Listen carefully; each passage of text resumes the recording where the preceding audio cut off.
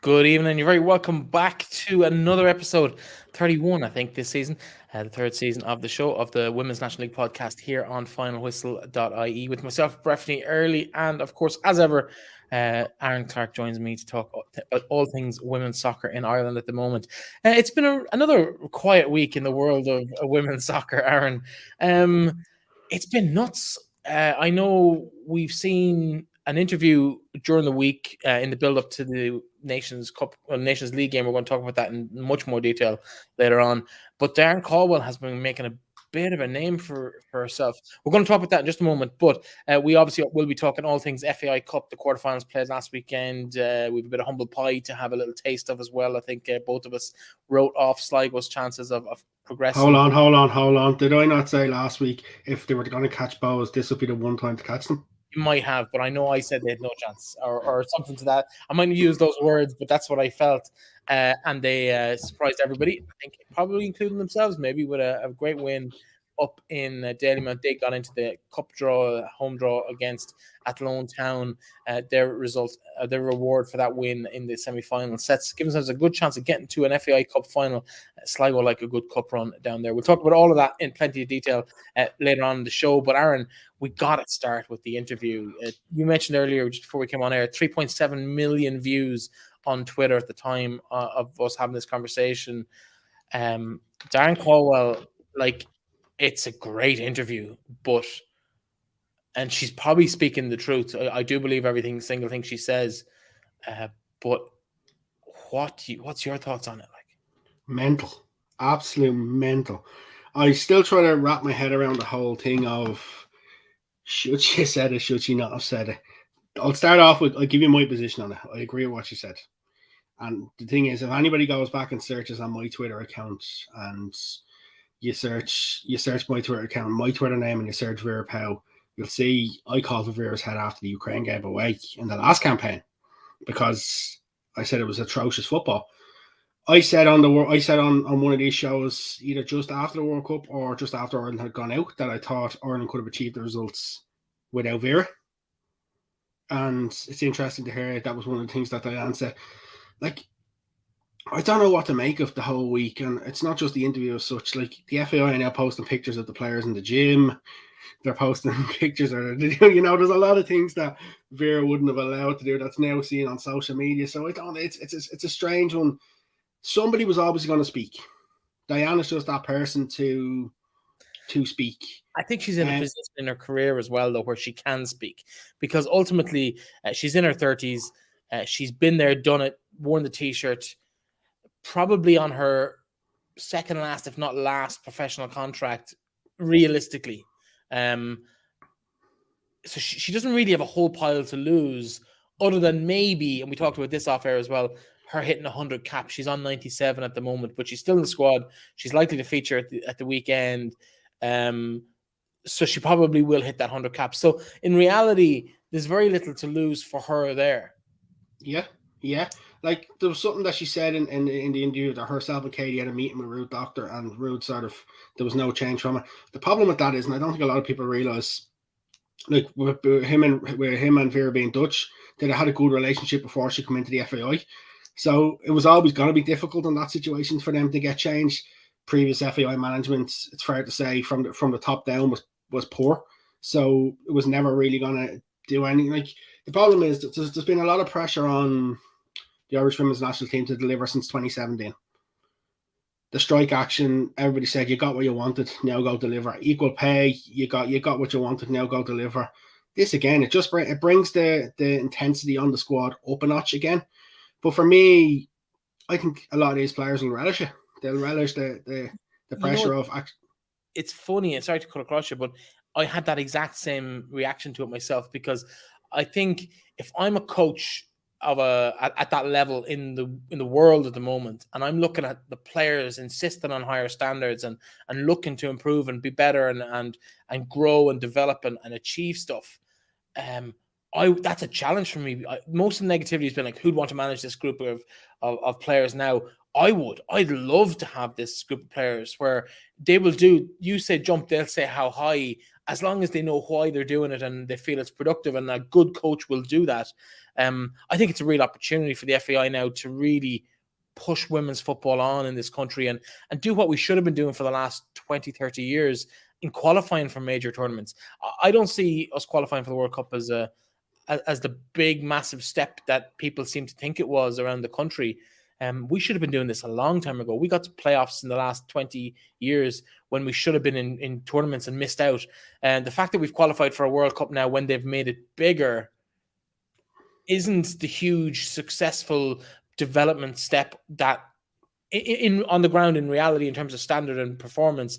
I don't think we've changed anything. I think you have to remember though, Europe didn't get many more teams. That's the only thing I would say to you. Europe didn't get many more teams from the previous one. It was made a little bit easier. But for me, I think if you go back to the last European campaign, that was a missed opportunity massively. Ukraine away, you go there, you need a point, secure a playoff.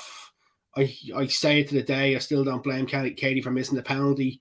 What happened between Anya and Courtney was sad.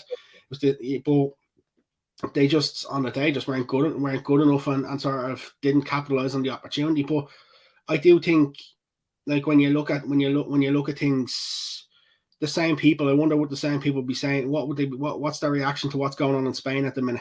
Are they going to turn around and say, oh, listen, Spain players this, but I think for a lot of people is, when it comes to women's sport, if there's any little small thing, people tend to jump on it. Like I've seen people like Conor Mortimer jumping on it.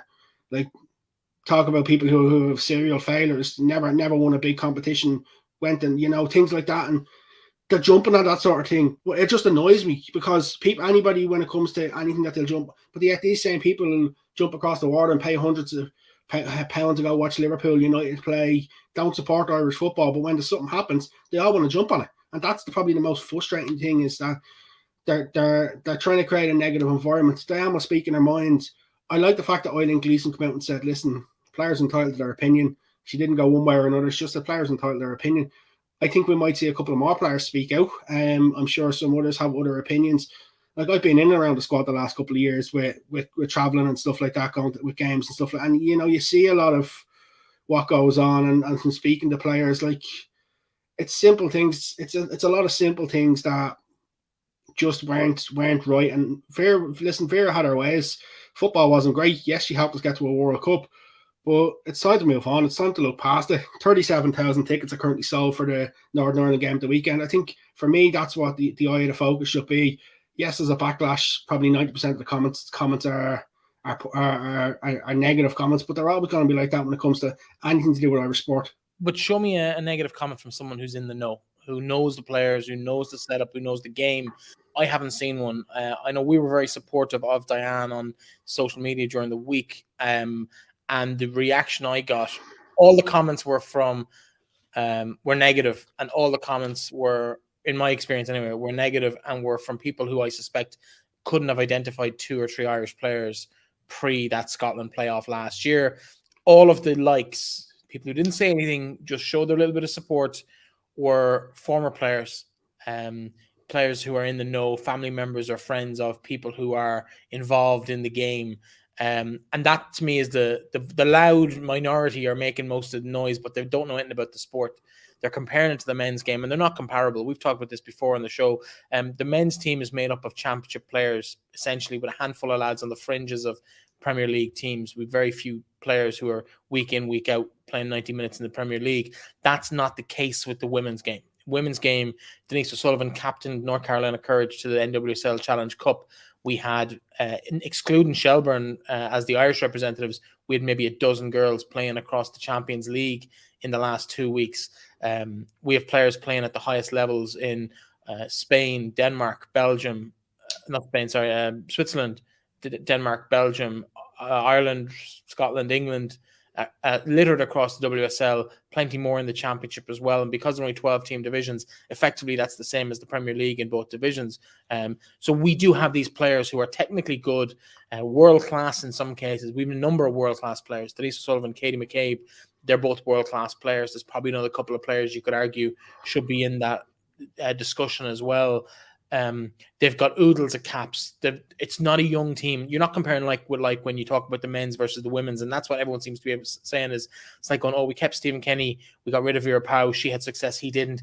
The measure of success is wrong. I think the FAI seem to have changed that measure from purely a results-based metric, which is what we've always done, to now development-based metric, and can we see where we're going? And I think Vera didn't tick the boxes despite hitting the results. Vera didn't tick the boxes on development. Second oldest squad at the World Cup. I think only 1 or 2 players under the age of 26 actually took to the field in the games, compared to, I think, Izzy Atkinson and Abby Larkin are the only 2 that were under 26. I could be wrong on that, but I'm not. Heather Payne, I think, is the only other one. She's 23. You look at the teenagers that were playing with the Philippines, that were playing with some of these teams that surprised us. Nigeria in our group got out of it. We should have been doing that. We should have been developing players. We should maybe have picked a few players who are more likely for the future than maybe have had their day. And I think that's where Vera lost out ultimately. She built a team for today, not for tomorrow. And I think Stephen Kenny's building a team for tomorrow. And that's the key difference there. But I think that's fairly nuanced. And if you don't know the game, you might not be quite up with that, if that makes sense. But the thing is, when has Vera ever gone, even for games where there's nothing at stake from months away, she's never gone and put in 6, 7, 8 youngsters and said, listen, let's go and have a look at you and give a couple of different. It always seems to be 7, 8, 9, 10 of the starting team plays, even if it's every friendly. The only game that sort of differed was Zambia due to certain players not being available and other players not being. When was the last goalkeeper to play other than Courtney Brosnan? Megan Walsh would have played not last year, the year before in the Pinatar Cup. She would have played one of the games.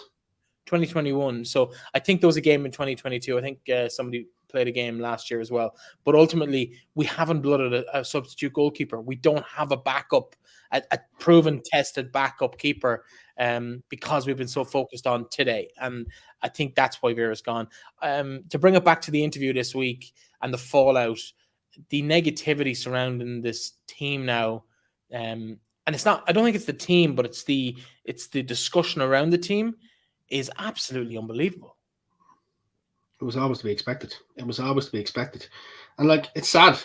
It's absolutely sad because we're on course to absolutely smash the record attendance this weekend. And yeah, everybody's talking. The problem is it's been like that since the Nigeria game.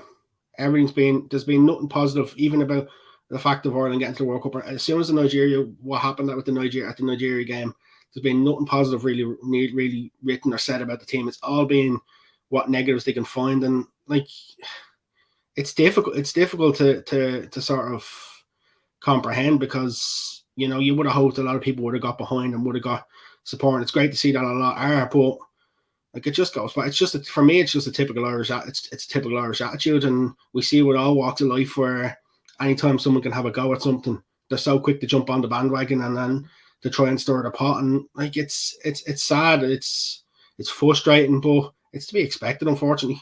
Yeah, the frustrating thing is all created by a poor response at a press conference from the previous manager, Vera Pauw. Anyway, we hadn't wanted to talk about Vera Pauw again. We thought we'd kind of gotten rid of her, but Diane Caldwell managed to make sure she was back in the news cycle this week. Let's maybe talk about the FAI Cup before we come back to the actual international fixture at hand at the weekend. FAI Cup Quarter Finals last weekend. Plenty of good games. As we already mentioned at the top of the show, we had written off Sligo's chances. And of course, as is always the case with a good team, they came back and they beat Bohs 1-0 in the Cup semi-final. Let's start there maybe, because I think it's a surprise of the weekend. Your thoughts on that game? It wasn't a great game of football. When you're looking at it from a Bohs viewpoint, everybody expected Bohs to be into the semi-finals of the Cup. Everybody probably expected it to be comfortable enough. They've come back from the international break, just a one win against Cabinteely. Although they scored 3 goals in it, they've struggled to score goals since, bringing in the likes of Katie Malone. She hasn't found the back of the net for them. Bohs have been struggling. Even at home, they haven't been great. A lot of high expectation on them, and then you sort of look at it and see the draw was set up for them, but it wasn't to be. Sligo come up. listen, Sligo are always going to be on half chances. They're always going to be on bits of chances, whatever scraps they could get. The goal come off a shot and then off Emma hands with backside and in. From a Bowes viewpoint, it's sort of one of them goals you don't want to concede. But the way Bowes are going at the minute, it's sort of difficult to see them scoring goals. So when Sligo go 1-up, you're sort of thinking it's going to be squeaky for Bowes, and you sort of thought that they'd really find it difficult to get back into the game, and it turned out to be that way. And I think in the end, probably Sligo, they'll go away very, very happy. Steve Feeney be delighted, but they have to capitalise on it. They can't just get to a cup semi-final and say that was great. We need to see them go put in a big performance against Athlone and try and see can they make the final, can they make that step forward, that next step forward, try and save their season really, because it's been a really, really, really difficult season with just a one league win. The All-Ireland League Cup was difficult for them as well. So, from a Sligo viewpoint, listen, you're absolutely over the moon. You come up to Dublin, probably a bit of a surprise win. But the league game between the two sides up in Dublin as well was close. So, maybe Sligo got their little bit of a rub of the green on the day, whereas they haven't necessarily got it in the season. Yeah, I think they actually did they not get a draw or a win in the Avenir Cup against Cliftonville, wasn't it? They got a draw against Cliftonville, and Cliftonville were already through to the semi-final. You didn't have to add the last bit there. In terms of the cup, though, now they do face an Athlone side who came through on penalties against Pima. We'll talk about that in a moment. But firstly, just to wrap up the Sligo conversation, a home draw against Athlone, it's probably the draw you'd have wanted going into that if you're Steve Feeney. Shout out to the magic of finalwhistle.ie for the cup draw, having the cup draw predetermined on the website at the weekend, and then it plays out. Listen, ideal draw for Steve Feeney. Wouldn't want to be going away to Shells or Shamrock Rovers and to get a home draw against Athlone. Yes, it's probably the ideal draw. Hopefully they get a bit of a crowd in the showgrounds and they can make it difficult for them. Yeah, I think they'll get a big crowd. And, of course, there's a couple of local girls playing in that Athlone Town team as well. Roisin Malloy, Myrne Devaney, and a couple of other kind of floating around who would have been at Kelsey Monroe would have been at Sligo Rovers as well. So there's plenty of kind of local bragging rights up for grabs in that one too. We mentioned that they're playing Athlone. Athlone themselves, they hosted Peamount in the quarterfinals at the weekend. Not a great game. A couple of chances. Athlone probably shaded it in some respects in the balance of play, in the little bit that I saw of the game at the weekend. That American contingent in Athlone really can make trouble for anybody. We sort of said that this game would be probably the most interesting game of the weekend. The games between the two sides, they either tend to be quite high scoring or they tend to be quite low scoring. And the pitch in Athlone, it sort of works in their favour. Against Galway as well, it was a really low score in the first round of the cup, and then to win against Peamount, keep it tight, keep young Ellen Doolan quiet, keep Peamount quiet enough. And when you bring the look of penalties, young Katie Keane stepping up to make another save for them. She's really starting to make a bit of her name for herself in Athlone. It was probably the right move for her to go there. But from an Athlone viewpoint, listen, they won't care winning on penalties like Sligo. Sligo won't care winning with a goal that wasn't the most famous goal. The cup is just about getting through to the next round, and for them to go through with back-to-back penalty shootouts as well, I think you'd have to be really happy if you're Kieran Kilduff and co. Yes, they didn't get a home draw in the semi-final, but to knock out the league favourites, it was always going to be a big task. And listen, it was a task they were well up to. The American contingents continued to put the pressure on, as you say. Talk to us about the penalties, because Athlone missed their first two. Peamount scored their first two. It looked like it was going to be a foregone conclusion effectively at that point. 2-0 down with 3 to take. And then it was a complete role reversal. Athlone winning the last 3 shots 3-0 effectively to take the win and the progression through. And some big names missing penalties that we wouldn't necessarily have expected.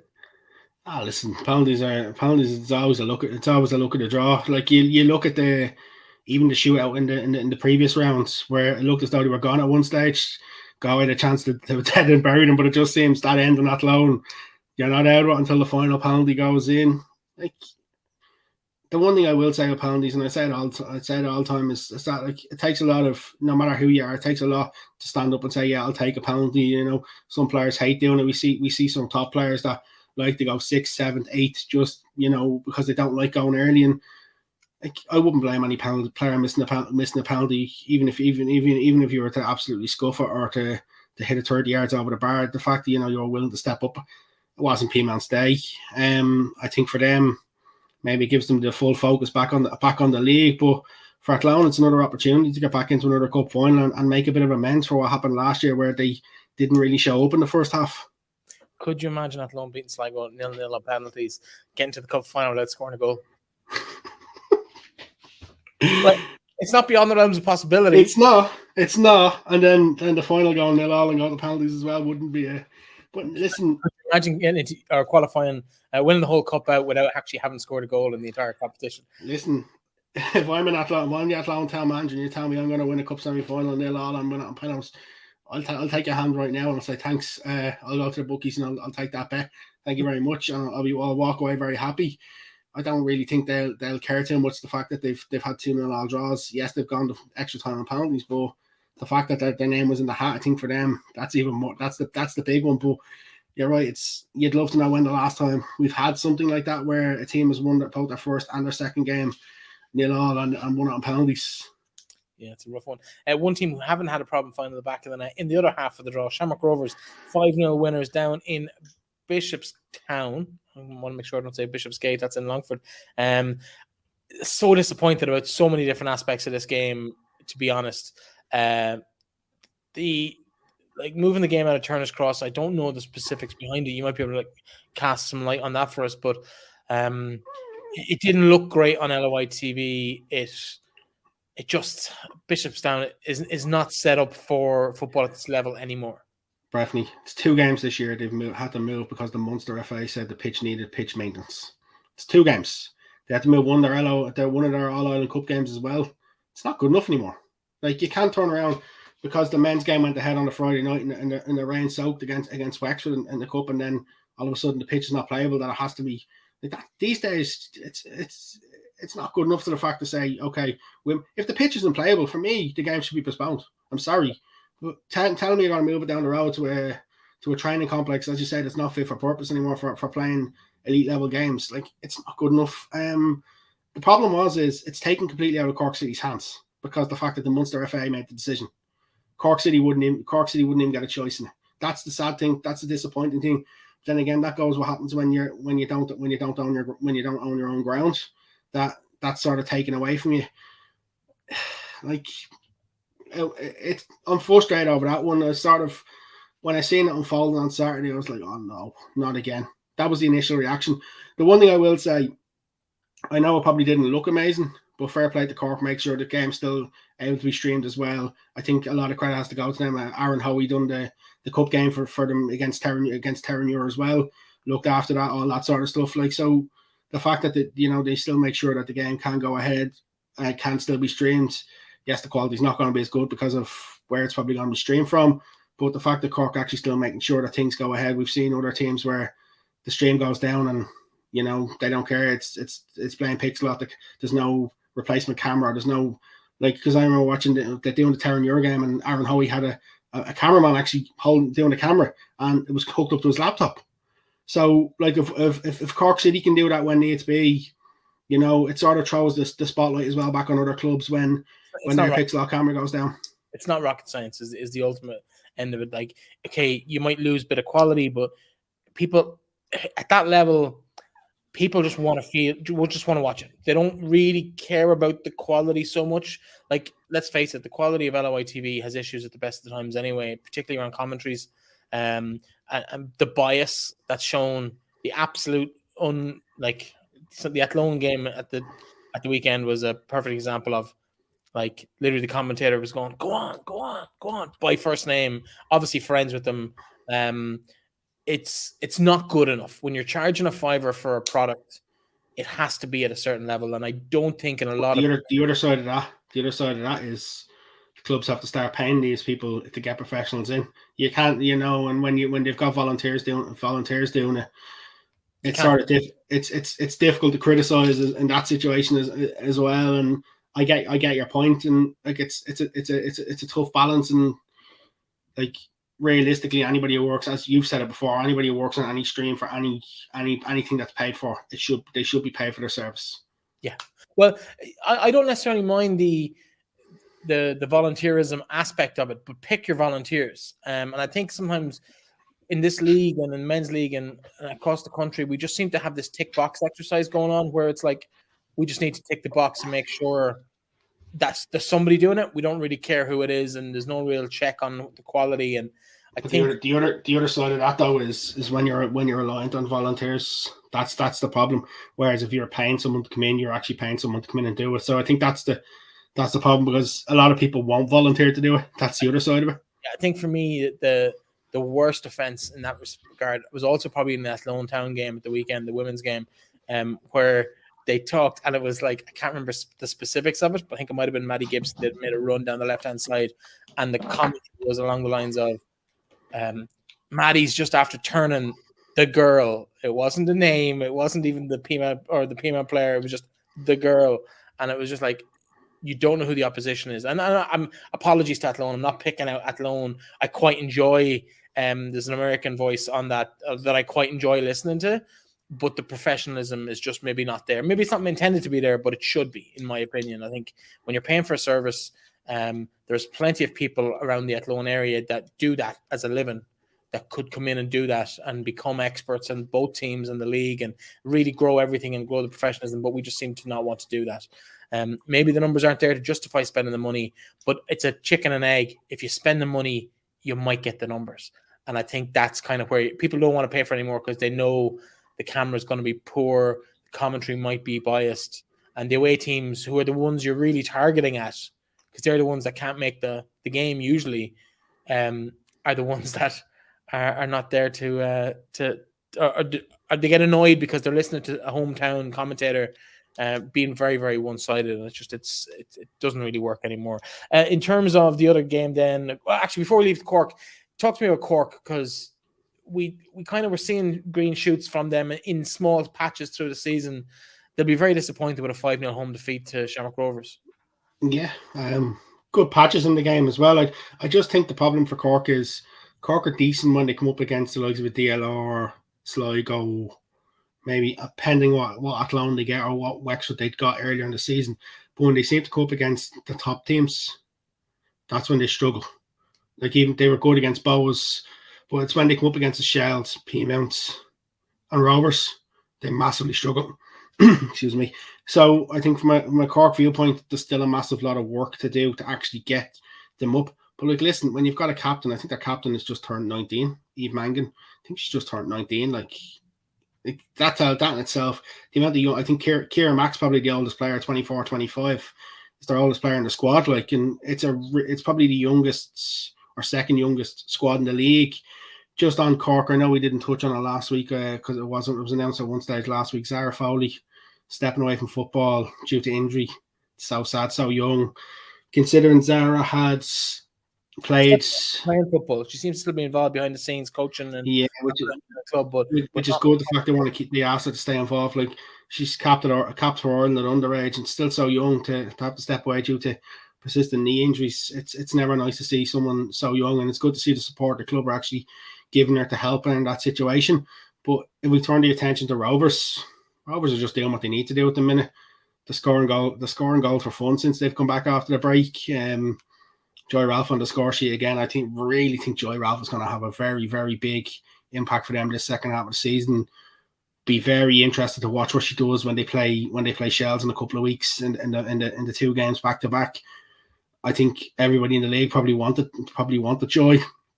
Nobody thought she'd start games for Rovers, and look what she's doing. I think she could be a pivotal player. I think the players Rovers have brought in and probably have helped them an awful lot, the likes of Scarlett Heron. I think from a Rovers viewpoint, it's full systems go. They've been very good. The only concern for Rovers is Amanda Budden's injury, and we don't know the extent of it. Yes, she got injured in the league game against Cork, and Summer Lawless has been deputising since, doing quite well. To be fair, it's not a bad sub if you've got to call somebody in to have that on reserve. Summer Lawless is a talented young goalkeeper. Just a National League experience is probably the only thing that's letting her down at the minute. But other than that, it's, she's an underage international. So you'd have to say, from a Rovers viewpoint, Colin O'Neill will have to be very happy with how things are going. They haven't conceded a goal since they've come back from the break either. Like, you'd have to be very happy with that. Yeah, the final game of the weekend, of course, is the team that will play Shamrock Rovers in the semi-final. That's Shelbourne. They came through a 2-1 victory over DLR. Not without its scary moments for Shells, though. Yeah, it was a bit of a weird owl game. Probably when the goal happens from a DLR's viewpoint, you're probably thinking it was going to come the other end. Shells all over them early on, and then Freya Road sort of loops the ball over the head, and then Megan Smith Lynch is not going to score an easier goal, is she? At the back post with a lovely ball out from Kerry Letman, and then Morgan Reese's winner. Like it was a great winner. But from a DLR's viewpoint, DLR's definitely walk away from that game extremely disappointed. They should have had more than one goal. Maggie Pearce, who's probably been Shell's best player this year, thrown her body on the line multiple times. Thought Amanda McQuillan was quite good between the posts as well, and we haven't even mentioned the fact that Michelle Doonan had a penalty in the first half that was skied over the bar and could have been a different story going in at half time. I think from a DLR's point of view, that's probably going to be a game that when they reflect back, it's probably one that they'll say that got away from them. That probably shouldn't have got away from them. And I think the biggest difference between them and Shells on the day is probably a bit of experience. At times you looked at Shells, held the ball up well. When Shells knew they had a bit of control, they played the one-touch quick football, tried to get around DLR. But from DLR viewpoint, it was just probably one that they said they should have scored 2 or 3 goals. They had their chances. Encouraging from DLR, no doubt about it. I think Laura will take an awful lot away from it, as much as there is parts that she won't be happy about. But yeah, disappointing for them. For Shells, you could see definitely they looked a bit tired off the back of the busy Champions League week with the travel and stuff. You can see some of the players looked a bit leggy. Brought on young Hannah Healy just in the second half, added a little bit to them. She actually scored for Ireland under 19s. Only not even 16. She's not even 16. She's not even 16 yet, Breifne. That's the amazing thing. You know what I mean? She's still got another year after this at under 17s and scoring for the 19s. She's going to be one that I think is really going to be to watch. From Michelle's viewpoint, Pearl Slarry pulled out in the warm-up. Had a chat with Pearl actually as she was walking off. She said she just had a niggle, just didn't feel right. She says the week that the gap between with the international break, she should be fine for the DLR game after the break. So, like from a Michelle's viewpoint, it was at times it looked as though it was going to be a scrape over the line, and at other times it looked as though they were going to cut the LOIs apart. It's just it all depends what shells show up. The good shells show up in patches, but your concern is in an FAI Cup, if that shells that showed up on Saturday showed up against Shamrock Rovers, would Rovers beat them out the door? Potentially. They'll definitely have to be a lot better. Let's talk about the semi-finals before we take a look at the Saturday's big UEFA Women's Nations League game. The pairings are, as we've mentioned, Shamrock Rovers versus Shells. That's played on the 14th of October, and the other one is the day before, the 13th of October. It's Sligo Rovers versus Athlone Town. Are they not voting the Saturday? I understand they're a day apart, one Saturday, one Sunday. Okay. I could be wrong on that, but that's the. I'm going to actually check that now. But yeah, talk to us about the draw anyway. I'll double check the fixtures. No, they're both Saturday. One's at 4 o'clock, one's at 6 o'clock. Sorry, that was just I knew they were separate. The men's are the day apart. The men's are on the Sunday. For me, it's a it's a mad draw because the questions mark would always be is would Shamrock Rovers and Shells be kept apart? The fact they haven't, a lot of people will say that's the cup final in itself, and I think that's a bit unfair on the other two sides. But for me, we look at Shamrock, Sligo, and Athlone first. It's a great opportunity for two sides to make a cup final. I do think Athlone should come through. They should come through. But then again, we said that about Bows at the weekend, and sort of that's what happened. But I think it'll be a much more difficult game for Athlone, for Sligo Rovers against Athlone. Athlone's quality, they're in great form. I think they'll go into the league games they have beforehand, just sort of ticking the boxes, and then it's I think the real difficult thing is it's just if both sides maintain their squads and don't have any injuries beforehand. And like I know Steve Feeney will have them roiled up. We mentioned earlier they'll get a big crowd in the showgrounds. That could be a bit of a difference. Will it be enough to get them over the line? It's difficult to say. The other tie is just a mouthwater. They play each other 7 days previous in the league, where that game is as important as that game is as important. But we've seen in previous years when Shells and Peamount have played in the league one week and then the next week played in the cup, it's tend to be a bit of a different type of result. Yeah. So Like it could be anything, and the fact that Shells have to go to Tala twice in a week, like it's the sort of games that you want to be involved in if you're one of the players on both sides. And going if you to ask me based on form right now, I think Shamrock Rovers are favourites, and there's no denying win the cup out. Both. I think Shells need big performances in both games to get something out of the games. And for Shells, I think Shells realistically need a big performance against DLR when they played them in the league after the international break, because if Shells don't and they scrape over the line, I have a feeling they could struggle to go into the Rovers the first Rovers game, and then if they lose that, the second Rovers game could be really difficult. Their season is on the line then at that stage. How important is it for Rovers, given the investment that's gone in there and the attention that's gone on them this year, and the fact that I know they've officially said they wanted to be in the mix, and they are in the mix. But let's be honest, they went in there to win that league this year. They hoovered up what most people would have regarded as the best talent in the league. They haven't or don't look likely to win the league. It looks like it's going to be Peamount, given the run in that they've got. We've seen things happen before, but it looks unlikely they'll make that mistake again. Is it necessary for Rovers to win the league, or it is, given the expectation going in there, would Collie be under pressure if they don't win a trophy? It's a difficult question. It's a difficult question, because if you speak to Rovers fans are saying that they're really happy with how the first season has gone. What are the board? What are the higher ups saying? Probably if he doesn't get a trophy, it probably needs a cup final appearance or second place in the league. The investment in Rovers has been massive, and it's probably why we said at the start of the season they are under massive pressure to win the league because of that investment. Like, if you quantify the money that's being put in, yeah, they should be winning that league. They should be winning the cup, the players they've got. But it doesn't always work that way. I think from a Rovers viewpoints, I don't think losing a cup semi-final to Shells would be catastrophic. I think if they can finish second in the league, if they lost that cup semi-final, I think there'll be a lot of positives from that. But it just means that next season there would be a lot of pressure next season. I don't know if just because of the fact that it's the first season, if you can really put the pressure on them that they have to win it. If they did win the cup, it would be massive for them. It would be a massive momentum for them to win the FAI Cup, I think. Yeah, I think as well, people underestimate just how hard it is to go from being a team with 11 players to being a competitive team at the top end of the league. It's not something you can do overnight. We've seen teams grow into that role of being the contenders. They've all come from somewhere. They haven't just brought in a group of players. It takes time for that to gel. And I suppose maybe the short season this year, because the World Cup has given them a much shorter runway to have a go at that. So yeah, you're probably right. I do think they're going to expect results at some point, and I do believe that Shamrock Rovers, the investment they've made, it was designed to get them into the Champions League in the women's as well as the men. I think that's what the club want. They might not say that publicly, but I think that's probably the goal of what they're looking at. And I think they'll be disappointed if they don't make that within the first two seasons. I think expectations next year are going to be massive. Massive. I think you're spot on. I think expectations next year, but I think they will be expected to win the league and get to the Champions League. First year, if they finish second, yeah, you definitely have to say it's great, because that's their building block. That's their start point.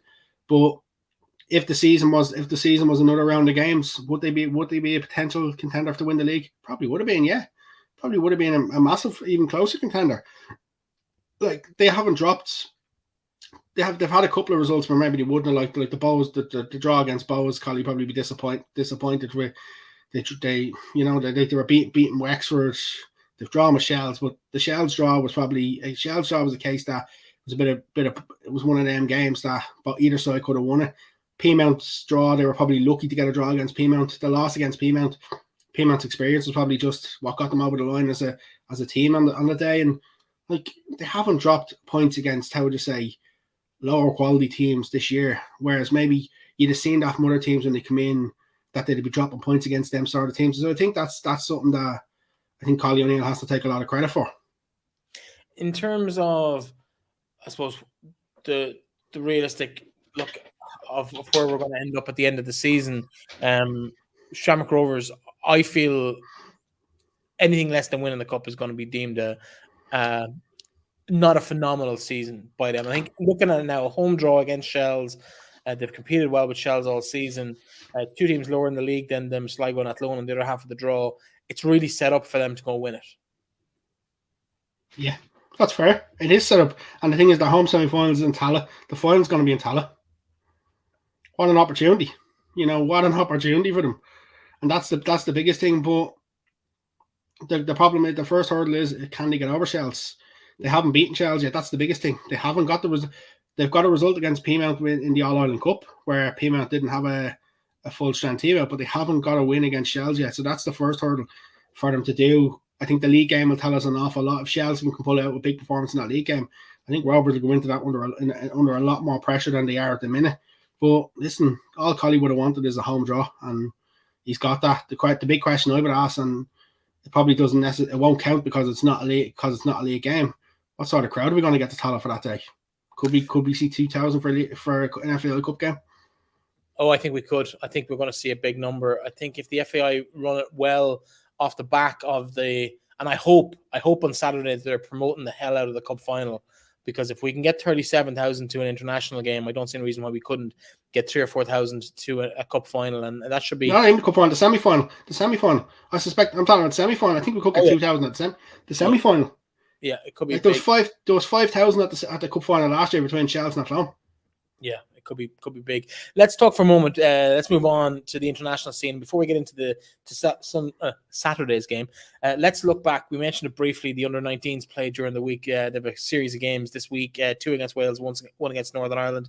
They play Wales tomorrow for the second time, but they beat them 7-0 the other day.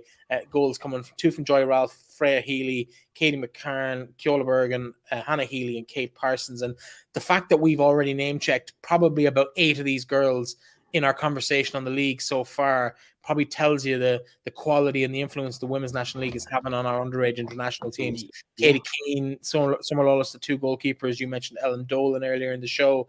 We've also talked about Jess Fitzgerald on the show, not today, but previously. Joy Ralph, Freya Healy, McCarran. We've mentioned McCarran.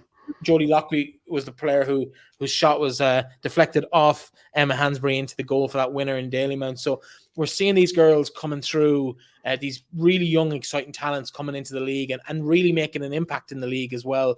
How important is it for that link for those girls to have that pathway through under 17s, probably skipping the under 19 club grade effectively into the international under 19 side? It's funny to see that some of them actually went back and played under 17s for their club recently. I've seen Hannah Healy line out for the Shells under 17s against Shamrock Rovers last week. I think it's an interesting one because some of these players will potentially be eligible for 17s as well, and for the fact of them going into 19s and starting in these sort of games, like I remember having a chat with Ken Kiernan when he was still with Shells, starting the All Ireland Cup, and he said to me, he said, "Watch out for young Kate McCarran."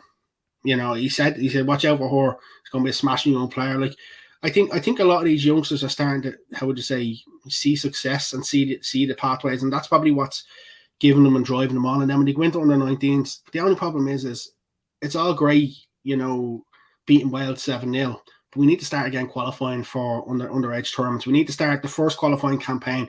We need to come out of that as a first seed. If we come out of that as a first seed, you avoid Germany, you avoid a lot of the big countries who tend to do well at the first competition. Then you go into the second one. Like you look at the last couple of years, Ireland got France last year in the under 19s because they weren't the first seed. Then you're sort of thinking, oh no, straight away you're already on the back foot. Whereas if we could avoid a team like that and sort of have that opportunity, like that team there alone is just littered with quality, littered with young quality players. And I wouldn't be surprised if we see half a dozen of them make senior internationals for Ireland in the next coming years. But we're going to see more and more in that as we see the fruits of that under 17 pathway that was put in back in 2018. We're 5-6 years into that project now. So we're looking at girls that were 14, 15, then kind of breaking into these under 19 sides, into the international sides. The likes of, I remember girls who played in that season, the likes of Emily Whelan would have played for Shells in that opening year. Jesu. Yeah, loads of them. And I remember teams were competitive with each other, so there wasn't a whole pile between them back then. I know Shells, I think, got to the league final. I think that year they were beaten by Galway, if memory serves. But I was involved with Sligo, and we were in that group with both teams, and we competed with both. I think we lost 2-1 to Shells twice, or maybe 1-0 twice. I can't remember. We lost by a goal once, but it was a moment of genius rather than mistakes, if you know what I mean. We weren't outclassed by any stretch. But at the same time, these girls have gone on to do it, and we see it now with girls across the country. The likes of Jodie Lockery coming in there, scoring a goal from Donegal or Sligo, whoever you want to credit her with. She's with Sligo at the moment. But those players are now appearing across the country, and the work that the FAI has done behind the scenes 5-6 years ago is now starting to bear fruit. And it's such an exciting time. We're looking at these girls. They're so much better. No disrespect to the girls who went before them, but technically, these girls are playing at a higher standard, more often, more regularly, better coaching consistently across a wider network of clubs and leagues than they would have got with their juvenile teams coming up through the ranks. Yeah, and that's the massive thing that we're seeing the evolution on a yearly basis. We're seeing more and more good coaches get involved. We're seeing more and more young players start to make that step up. Like, the thing for me is, and it harps back to the National League when we look at, like, in a couple of years' time, your sort of hope is that we don't have to see the Athlones, the Shelburnes sort of going for players abroad, that we have that gap there filled where we have homegrown players to sort of step into it with that experience. And, like, the one credit to a lot of clubs this year is whether they've wanted to do it or whether they've had to do it. We're seeing a lot of these younger players get more and more minutes at National League level, and they're taking massive steps on. Like, you look at even what the likes of Treaty have done with the youngsters that they've had to play. They've got great results out of it. Cork have got some results. Like, look, you want to go for Cork. Clodagh Fitzgerald, the 15-year-old playing a goal for them in league football, like against the likes of Stephanie Zambra, players like that. You're putting a 15-year-old in, and she doesn't look out of place. That's the sort of thing that we're starting to see now. We're starting to see more and more of that, and I think that's what probably makes it better, makes it more exciting. But you're right, the fruits of the labour from that under-17s league are now starting to gradually bear through, and I think we're going to need to see that for many more years, because that's the way we're going to expand the league, is by having these players come through and then having more opportunities for them, rather than expand the league when we don't necessarily have to have the player pool. We're gradually building that player pool up, but the most important thing is we need to keep them. We need to keep them in the league. We need to keep them here, because we need to have success here, because success here helps grow underage Ireland, underage senior Ireland as well. I think that's as important as helping the women's national team, as well as sponsors and money coming into the women's national team. Yeah, no, we need to really push on. I think clubs and the FAI and the powers that be need to put whatever is required into making the league an attractive proposition for young girls to stay in, and whether it's to study or to work and play or to be a professional in. We need to get that right, and I don't think we've got that quite even close to being right yet, but I think it needs a lot of joined up thinking from a lot of different streams of the game. In terms of the final piece of news for the weekend, obviously Ireland play on Saturday. It's promises to be a record-setting game for a whole lot of reasons, most notably because we're going to have a massive crowd. 37,000, you mentioned Seoul. Now, I expect it to almost sell out. What's the capacity? 50. Oh, okay, we won't sell out then, but we might get over 40k for the game. I suppose in some ways, Diane's interview during the week, it's reminiscent of maybe a heavyweight boxer coming out criticizing a rival. It's slightly different in that it's a former coach, but it's making the news. It's making waves. It's drawing attention to the game. It's drawing attention to the squad. It's heaping a lot of pressure on the squad, as you mentioned. But I think it's pressure they'll relish, as you said at the top of the show, and it's driving people to buy tickets, and we're looking at what potentially could be a phenomenal crowd and a statement about where women's sport is in this country. Absolutely. And, like, could you have imagined 5 years ago that we started with 37,000 tickets sold for the Aviva? I couldn't. I could only dream of it. Games where we were lucky to get 370 people in the crowd. That I remember games in Richmond Park where it was sparse. We played Switzerland, and but how many of them were also family members and things like that? The vast majority were family members, friends, or partners, or teammates. Like, I don't think there was anybody who wasn't one of those category, like a coach, a teammate, or a family member, a significant other. And we knew everybody. Like, you looked around the grounds at an international game, you knew everybody. more or less, or you knew who they were. That's definitely not the case anymore. It's become a behemoth, and it's phenomenal for the girls involved. But like it's great to watch it. But I remember, like I said, days in Belfield Park used to be the international home ground, because that's all you needed was a couple hundred seats, and you'd more than enough capacity for everybody. Now we're asking the question: are they going to go back to Tala after this? What are they going to do? And that's the best thing, is that I don't think they can. We're actually having this conversation. Is what are they going to do next? That's the best part. You're going to have these conversations. Whereas the previous thing used to be, can we get a couple of thousand in Tala? Can we get 5,000? Can we get 6,000? Now we're sort of going to have the questions: what can we do? And the funny thing is, we haven't even talked about the squad.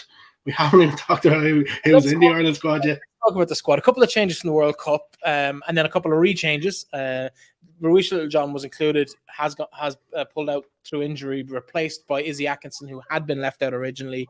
There's a couple of new faces in there as well. Tyler Toland is back. There's so many talking points. Your takeaway from the squad selection this week? I think the two biggest ones when the squad came out was probably Tyler Toland and Sinead Farley were probably the two biggest ones. The absence of Sinead Farley since being confirmed that she's having back spasms and she's no games with Gotham in the next couple of weeks, so she'll get a play last week. Since the squad came out, she's played. Yes, but there was the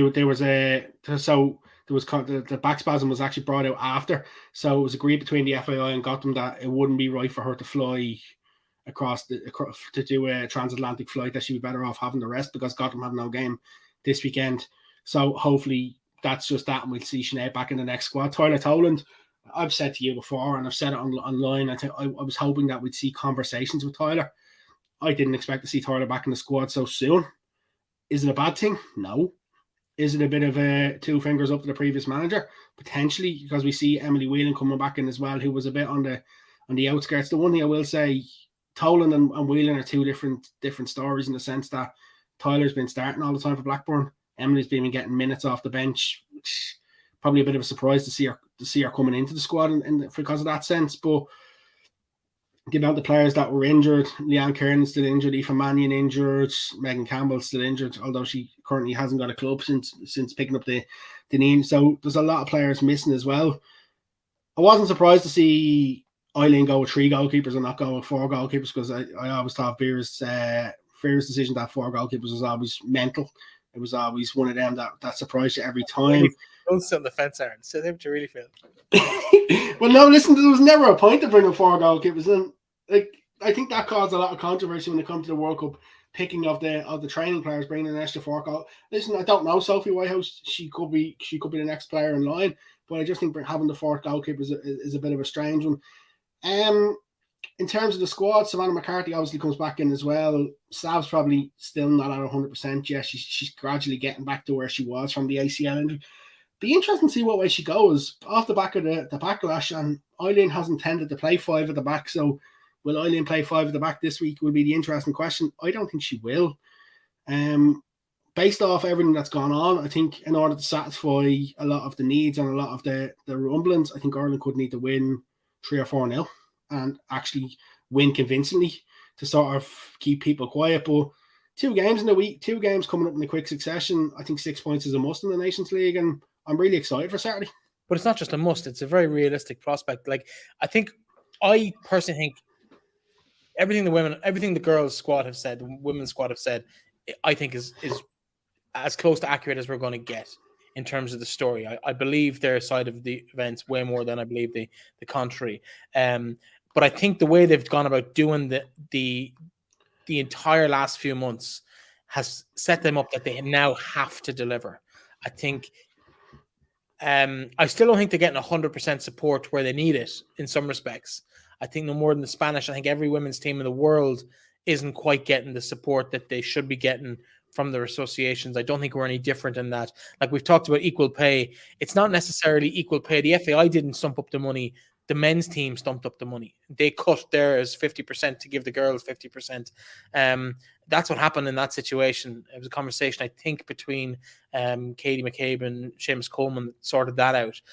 But that's that's the men's gesture, not necessarily the Football Association. And while I think the Football Association have done a lot of good work in this regard, and 37,000 people at the Aviva is testament to that, the success of the underage teams is testament to that.